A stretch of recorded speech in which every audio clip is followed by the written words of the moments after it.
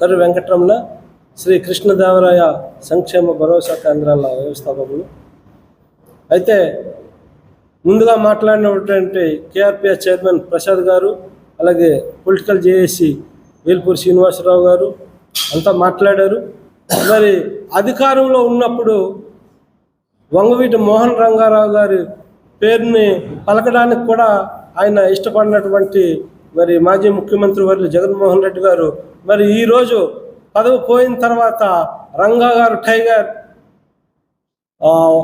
రంగా గారి పేరుని జిల్లా పెట్టాలని చెప్పేసి కూటమి ప్రభుత్వాన్ని డిమాండ్ చేస్తూ చాలా ఆక్షేపణీయం.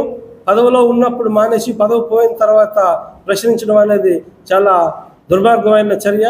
కాబట్టి కూటమి ప్రభుత్వానికి విన్నవించేదేమనగా మరి రంగా గారికి కృష్ణా జిల్లాకి రంగా గారి పేరు పెట్టాలని కొన్ని సంవత్సరాల నుంచి కూడా ఆయన అభిమానులు లక్షలాది మందిగా ఉన్నటువంటి అభిమానులందరూ ఆయన పేరు పెట్టాలని డిమాండ్ చేస్తున్నా సరే పట్టించుకోవడం ఇది చాలా దారుణం.